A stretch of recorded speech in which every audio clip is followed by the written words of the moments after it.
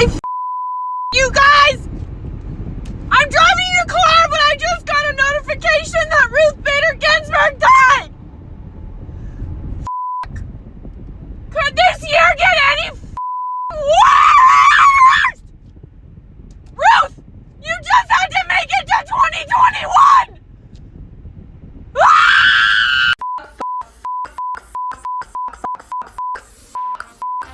Seriously? God damn it. You 2020, not Ruth. I have not felt this amount of sinking despair since November of 2016. I was violently, physically ill the day after the election, and I was told I was overreacting. Clearly I wasn't. I'm honestly shaken to the core with fear for my rights and the rights of my fellow queer individuals. Trump can appoint whoever he wants. If he's in the mood for 30 more years of oppression for women and queer people, like that's what we're gonna get. I'm not gonna lie, I'm a little scared. I feel like she was one of the only things standing between us and fascism. Where were you when you found out that Ruth Bader Ginsburg had died? Because I burst into tears in the middle of Target. But this is also one of the scariest things that has happened.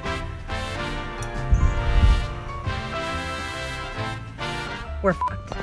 K5678, rest in peace to America. Rest in peace to our rights. Rest in peace to all who are not straights and male and white. Rest in peace to America. Rest in peace to our rights. A Supreme Court vacancy is open again during an election year. Here we go again.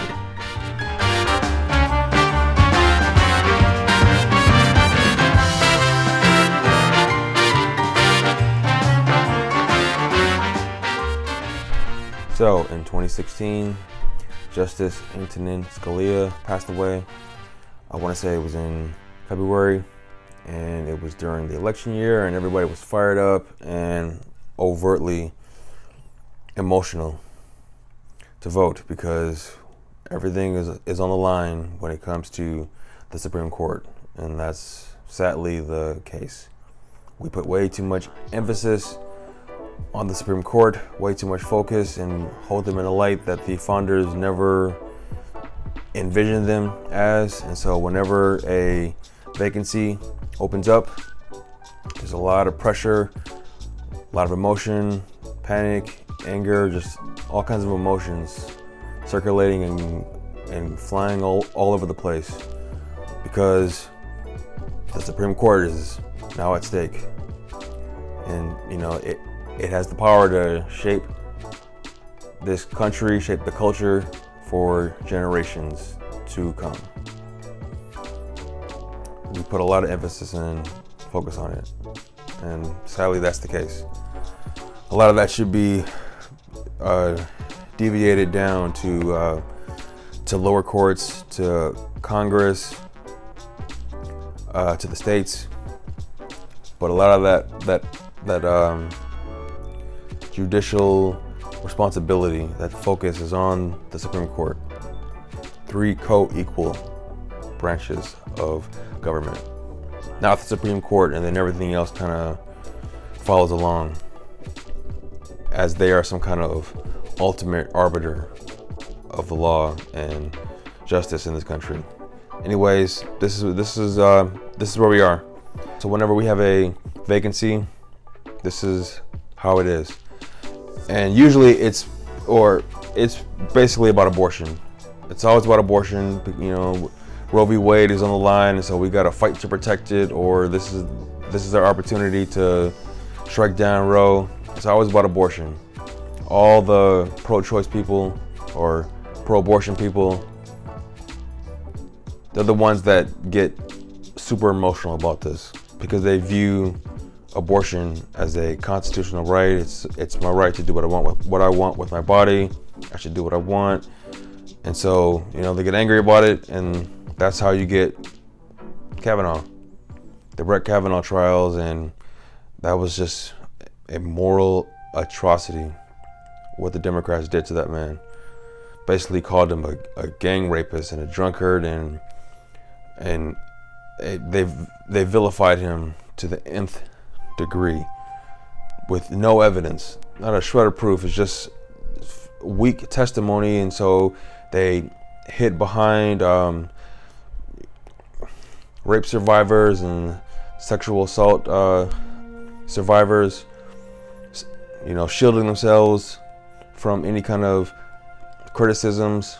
It was a moral atrocity, just how low Democrats stooped because they thought abortion was on the line. And so here we are again. Ruth Bader Ginsburg has just passed away, and this is right before an election. We're about 40 some odd days out at the time of this recording. And here we go again, getting ready to stir up this fight some more. Democrats now have that energizing enthusiasm factor that Trump always had, which brings up a lot of questionable antics. Was she, was Ruth really, alive? Was she around? Is this something that they kind of brought up at the last moment? There's a lot of questions like that floating around. Nevertheless, the bottom line is, this is right before an election, and Democrats can now, get their voters energized to go out and vote for Joe Biden, this guy that practically none of them want to vote for. He just kind of ended up the nominee after the South Carolina primary when his campaign, got resurrected by a prominent Democrat in the party, and so all the other candidates who weren't polling as high had to drop out and rally behind Biden so they could take down Bernie, the socialist who was most likely going to win. They couldn't have the socialists win, so they all rallied behind Biden, who had some kind of chance, who had the highest numbers out of the rest of the group compared to Bernie. So they had to pick somebody, so they got behind Biden, and so he took down Bernie, and so Bernie is now working with Biden to push Biden more to the left, and Biden is saying that he's going to be the most progressive president ever if his platform goes through legislation and is enacted amongst us.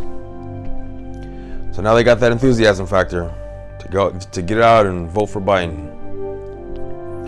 Just a lot of questionable antics. Democrats are pulling out all of the stops. They really, whatever it takes to get rid of Trump. He had a booming economy, and he had that energizing factor amongst his supporters. And Democrats didn't have that. They needed something because Trump was sailing into re-election. They had to find something. And so now we have this, and we got a fight on our hands. I still think it's going to be a Trump landslide, but there's a whole thing about mail-in ballots is going to be a fight well after the election. And so this is why I throw my hat into the ring supporting holding this vote prior to the election, so the Supreme Court is at full complement, ready and waiting for election for when this happens. Sincerely, the 2000 election, so that doesn't happen again, or that we're ready and ready, willing, able, and we can get this done should something like that and when it most likely will take place, because states are keeping their mailboxes and offices open so they can receive ballots well after the election. I think in some cases it's up to like weeks or so. It's like 2 weeks in some areas. I know here I am, it's almost up to like 3 weeks In Michigan, it's up to like 2 weeks, I want to say, but it's going to be interesting. It's going to be interesting. So on election night, I think Trump will really, nail it home, but he has to win by a lot in order for the whole mail-in ballot questionable antics and fiasco to really not have any effect.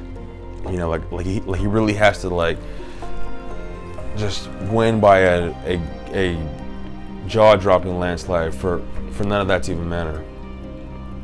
If he skates by, we have the 2000 election, Bush v. Gore, hanging chads in Florida, always a big question mark on our hands times 100. So that's where we are. All right, so back in 2016, Republicans were saying that, they were saying one thing and the Democrats were saying another, because Obama was president, Obama a Democrat, and Republicans controlled the Senate. And so Antonin Scalia passes away, and so Obama nominates someone. The president shall appoint a new nominee, and the Senate shall advise and consent. Republicans at the time, led by Senate Leader Mitch McConnell, said that they weren't going to hold a hearing, and they decided not to even bother with Obama's choice, his moderate, center of the road choice, signifying that he and his party were willing to play ball. His choice by the name of Merrick Garland. So this is a name that you're going to hear consistently throughout this entire process, and it always comes up. Basically, since then, whenever the Supreme Court comes up. But Merrick Garland, you always hear that from the left. And so now Trump has his pick with the passing of Ruth Bader Ginsburg. May she rest in peace. He gets his pick, and now Democrats are saying that Republicans are a bunch of hypocrites because they're now going forward with the nominee when in 2016 they decided not to do so during the election year because it was an election year. And so Mitch McConnell was saying we should wait and let the American people have a say in who the next Supreme Court justice will be. Let the new president pick. Joe Biden said something similar in the early 90s under a Republican president, HW. So that gets thrown in there as a Biden rule, and it was reaffirmed in 2016 by Mitch McConnell, which Republicans or which Democrats are saying is the McConnell Rule. So this is where all that kind of, well, let me just say, it doesn't matter here. It doesn't apply. Why? Because one party controls both the White House and the Senate. And Democrats would have done the same thing had they had control of both powers, of both branches. So don't act all high and mighty and virtuous and righteous because you couldn't get Merrick Garland through. This is just a ploy. It's a big fake moral outrage on behalf of the Democrats, claiming that they were wronged. Why? Because they thought, like a lot of people thought, that Hillary Clinton was going to win, that they would retain the White House during that election, and hopefully they would take back the Senate so they could get Hillary Clinton's real nominee through, the super mega ultra progressive who leans so far to the left that she makes Bernie Sanders look, moderate. And so when that happens, they can point they can point to Republicans and go, well, we tried to play ball with you. We tried to, be respectful and try to work with you all, and, we gave you an olive branch, and we put forth a moderate, candidate, but you guys didn't want to play ball, and so now we have this candidate, the one that they really wanted. But now they're all, morally outraged, because Republicans are a bunch of hypocrites. They didn't even take up the hearing for Merrick Garland. So now there's this fake moral outrage. Don't buy into it. Don't believe it, because it's fake. It's not real. You all would have done the same thing if you were in this spot, and you don't really care anyways, because nobody cared about Merrick Garland during that time. It's the job of the president to nominate, and it's the job of the Senate to confirm or not, to advise and consent on that nominee. They can advise by saying, hey, we're not going to do this at all. We would advise you not to do this because you're not in power, and it's just going to be a big waste of time. We're not going to vote on it. Or they can have a hearing and hold a vote, and have them vote up or down, which is what Democrats kept saying during the time. They can do that, or they don't have to do it at all. They have to advise and consent. Doesn't mean they got to hold a hearing and vote on it one way or the other. They can just not bother with it at all. Now, I know what people are making the argument, and I want to really quickly clarify this, and then I'll use some historical precedent. The difference between Barack Obama and Merrick Garland, that's what people are pointing to, right? Yep. His last year of the presidency, he wanted to appoint a justice, and the Senate blocked it. They go, you can't do that now. That was 11 months. Right now, it's within a month of election. Okay. The difference here between the Scalia death and Merrick Garland, and RBG is Barack Obama was a Democratic president. Yep.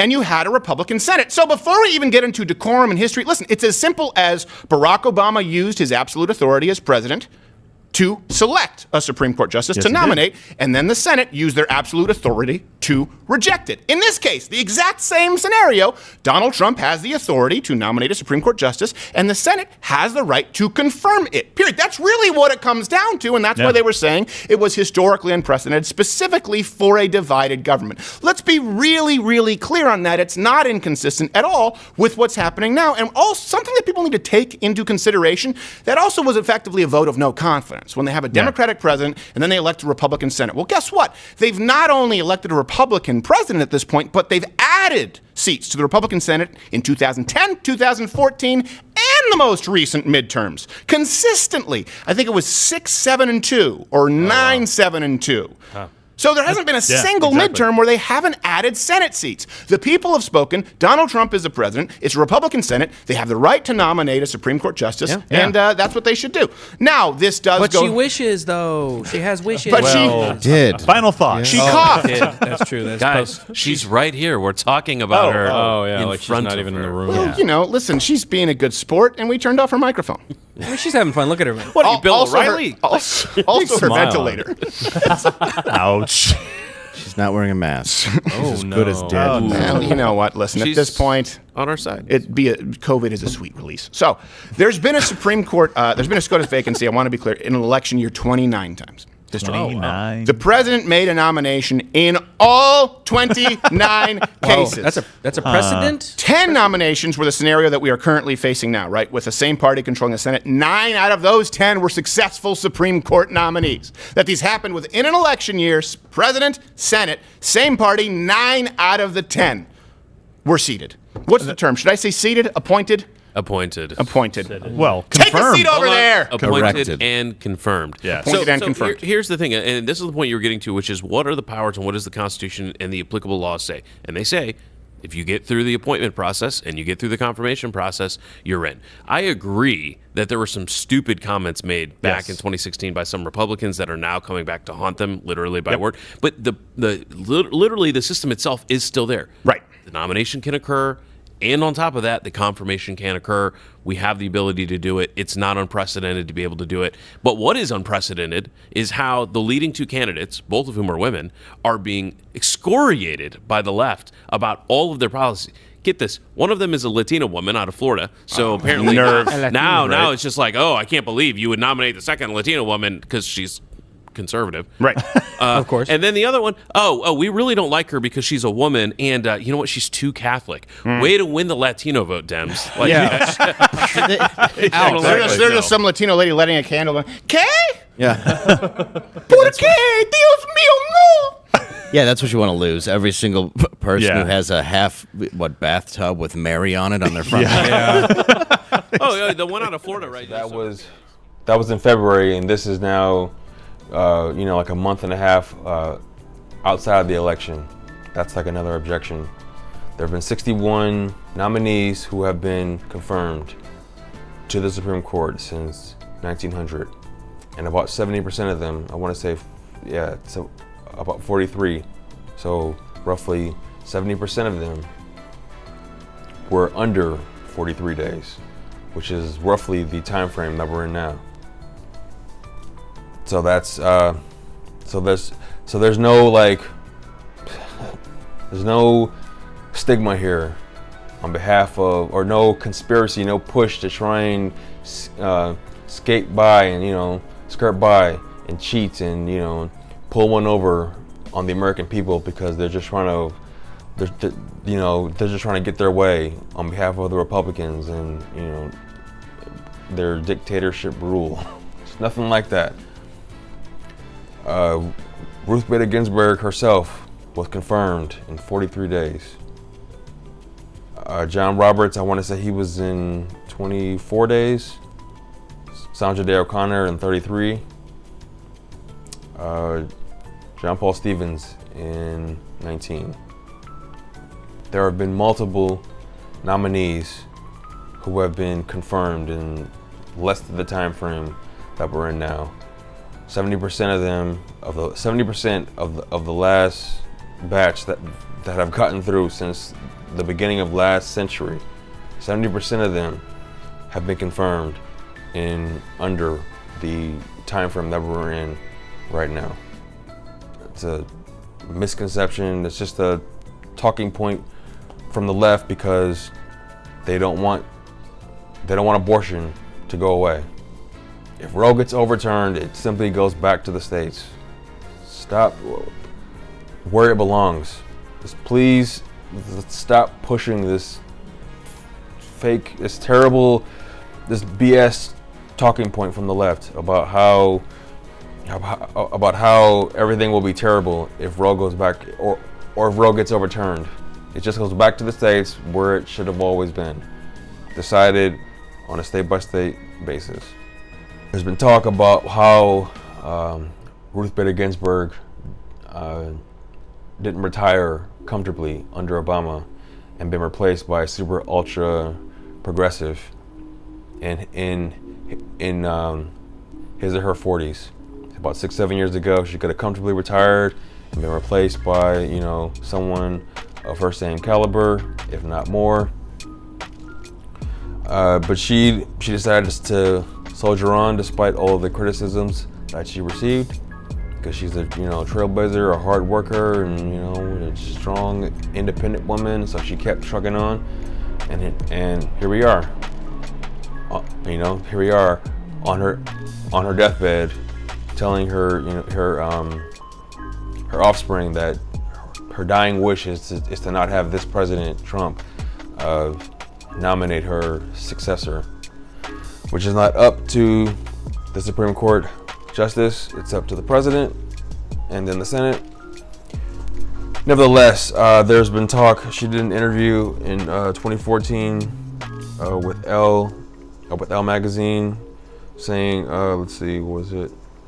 She claimed that Obama could not successfully appoint anyone I would like to see in the court because of the filibuster rule that Senate Democratic Majority Leader Harry Reid dispersed of in 2013. He got rid of it, and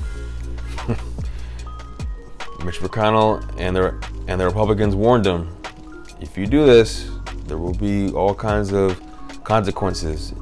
Like you're gonna regret this, and there's gonna be a lot of backlash. Chuck Schumer, he got rid of it in the lower courts, but for the Supreme Court, the filibuster was still in play, and then Harry Reid took it out and for the Supreme Court. And now all that's needed is a simple majority, as Mitch McConnell invoked the nuclear option in early spring of 2017 to get Trump's pick, Neil Gorsuch, through. So here we are. This is it. Trump has the votes as of right now. That's what it seems, and it looks like they're gonna get this next nominee through. So, RBG, she wanted, apparently she wanted, or because we all thought Hillary was gonna win, apparently she wanted the first female president to nominate her successor, have it be this big feminist moment. And so she stayed on, and because of the filibuster, she didn't think she would be able to, or she didn't think that Obama would be able to get someone that she wanted anyways. But that happened later though, or that happened earlier, and I mean, like she still could have retired somewhat after that, a little bit after. Nevertheless, she stayed on, and Democrats are just doing everything they can to blame Republicans. It's her last dying wish. We should wait until the election, let the American people decide. We should